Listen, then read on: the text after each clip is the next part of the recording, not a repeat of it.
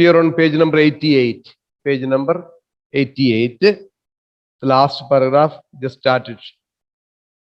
He uses a lot of idioms, idiomatic expressions are there. So some of them you may not know, doesn't matter. Already we have seen one or two. The paragraph starts with, I was now in a quandary. I told you what is a quandary. Quandary is you are in a fix. You are in a fix, not able to decide which way, this way or that way, whether to select this one or not. That is whether he should go to France to carry on with the shooting of the movie, or should he stay on and take care of Pongo. So he was not able to decide which one to do. That is called he was in a quandary. In 24 hours, I was due to leave for France. There I had organized and stirred up a bee's nest of helpers and advisors. I told you to stir up a bee's nest is an idiomatic expression. It means cause a commotion. Suppose you throw a stone and the bee's nest. You had a bee's nest close to your classroom when you're writing exam time. You remember, no? Just outside the bio lab, you had the bees where your bees had made a hive. Beehive was there, and you are closing the glasses so that you don't disturb the bees. If you stir up, suppose somebody just opens or throws a stone or just do something, then it will stir up, the whole thing will come and attack you. There will be a lot of commotion will be there.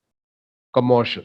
So here what it means is I had organized and stirred up a bee's nest of helpers and advisors. So many people I'd moved up so many people are working with me, for me. It's like a big commotion. Lot of people working, getting ready for the shooting of the movie.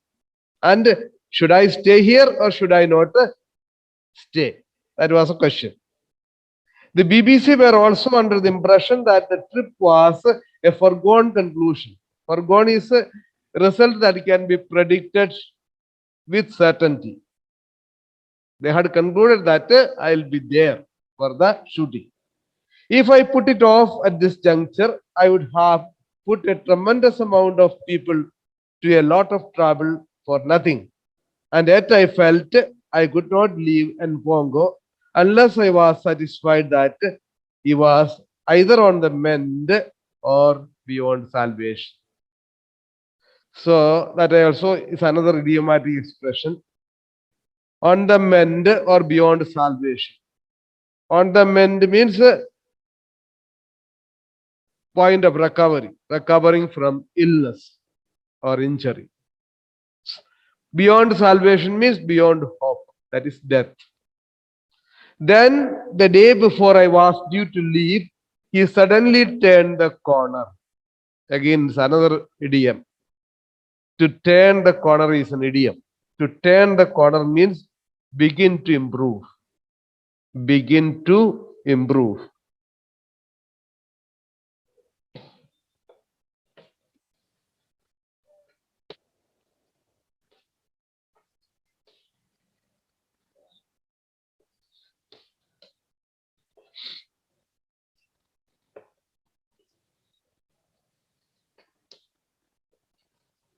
To begin to improve.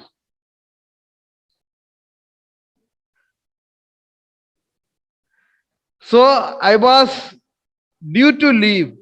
That means I was supposed to leave. Then the day before I was supposed to leave, he suddenly turned the corner. That means he started to show signs of improvement. So actual meaning is get past the most difficult stage. Get over the most difficult part. That's the meaning of this idiom, turn the corner. So the most difficult part was over. Now he is improving. Okay. He started drinking his complan, a highly concentrated form of dried milk, and eating a variety of fruits. Suddenly became active Pongo. Started to eat and drink. So very joyous sign. By the evening of that day, he showed considerable signs of improvement and had eaten quite a bit of food. The next morning, I went down very early to look at him, for I was due to catch my plane to dinner at 8:30. So that day passed off well. Next morning, I just went to have a look at him because I was to leave that day morning by flight. He was sitting up on the shelf, and although he still looked emaciated and unwell, his eyes had a sparkle that had been lacking for the past few days. Already we have seen the word emaciated. Emaciated is you become extremely weak due to illness or lack of food. You become extremely weak, W-E-A-K, weak due to lack of food or because of illness. That is emaciated. It's in a very thin, looking very unhealthy, things like that. So he was sitting up on the shelf, and although he still looked emaciated and unwell in his eyes, his eyes had a sparkle that had been lacking for the past few days. So he was looking weak, surely. Yes, emaciated. But there was a sparkle in his eyes. What is sparkle? A sparkle is brightness.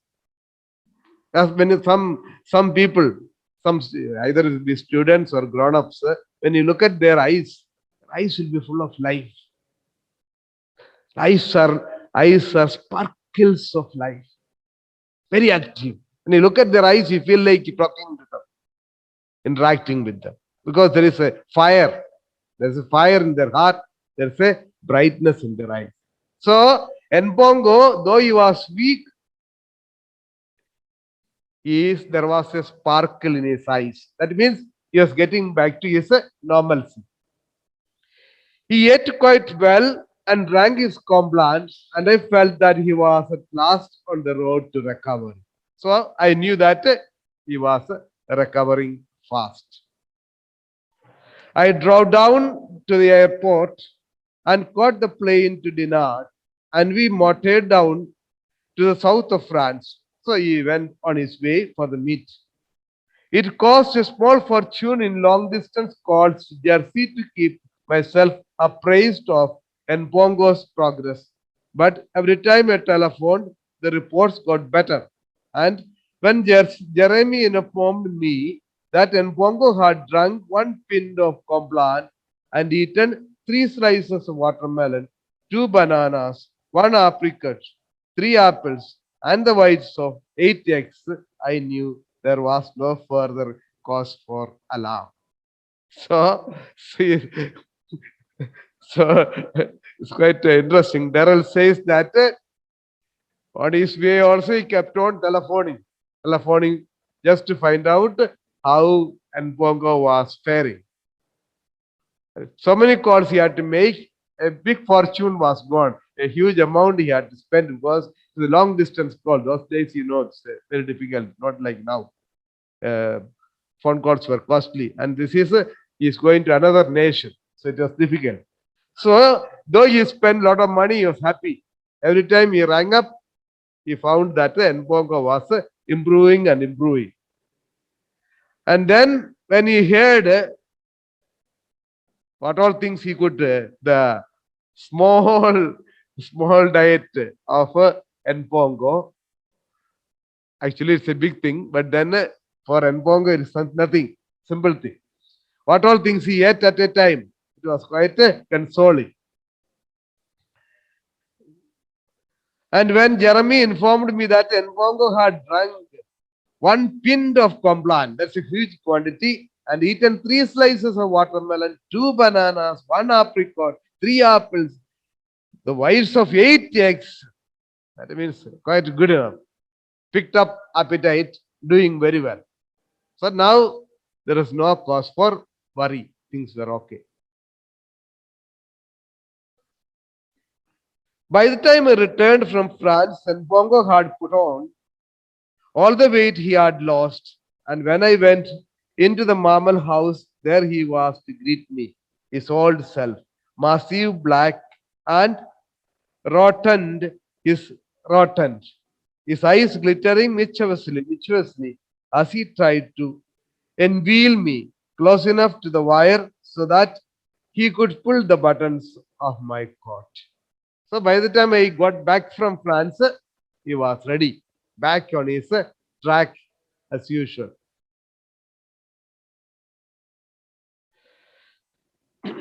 So he had regained his health, he had put on weight, and his stomach had grown fatter. You remember earlier he had a very fatty stomach, then it just went off, became very flatty. Now again he picked up and his stomach became rounded. Massive, black, and rotten. Rotten is fattened, fattened round stomach. Okay. His eyes glittering mischievously. You know what is mischievous? Mischievous means playful. Mischievous. Yes, somebody is mischievous means he's a mischievous boy or mischievous girl. He's playful. So his eyes glittering mischievously. Playfully, his eyes were shining. And Pongo's eyes were shining. And you remember, he was always mischievous, especially dealing with Nandi. He was always very mischievous. His eyes were glittering.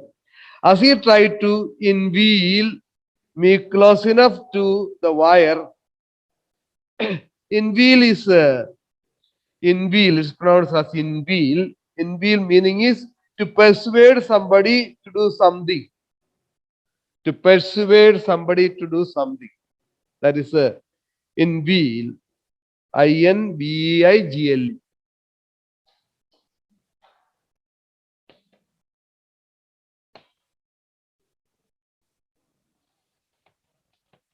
To persuade someone to do something by flattery. To persuade somebody. To persuade somebody to do something by flattery. By flattery. By saying some good things, you are trying to flatter somebody and get something done. That is called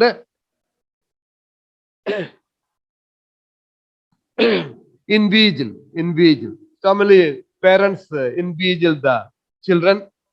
So, on the other hand, children also invigil mothers, fathers to get something done. That's it. So, as he tried to invigil me close enough to the wire so that he could pull the buttons of my coat. So on my jacket coat, there were buttons. He wanted to pull the buttons. So he said, come close. He's showing a lot of affection. Come close, come close. So if he comes close to the mesh, then my jacket will be there, so he can pull out my buttons. So he was trying to invigil me. That means he was quite normal. I reflected as I watched him rolling on his back and clapping his hands in an effort to attract my attention that though it was delightful to have creatures like this and of vital importance that they should be kept and bred in captivity, it was a two-edged sword, for the anxiety you suffered when they became ill made you wonder why you stayed, why you started the whole thing in the first place. So how he concludes is saying that it's wonderful to have animals like this. It's really wonderful. But then to take care of them is so difficult because you have to keep them in captivity. That's one problem. Another thing is to take care of their health is extremely difficult. And Pongo and all the other animals also, there are some animals were very sensitive there. So to keep them healthy is not that easy. So when you have to take care of them like this and suffer and the tension undergoing, I asked myself, why did I start this entire project at all. Why did I start this park? Why did I start this zoo? And caring for this species is about to extinct.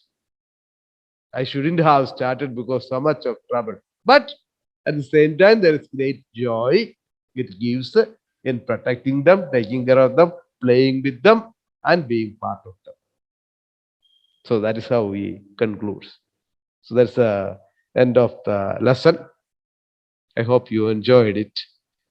It's a bit strange thing, but then it's very, very beautiful way he writes. Excellent. And also you get the aim of the lesson is to make you aware of the need for preservation of animals and nature.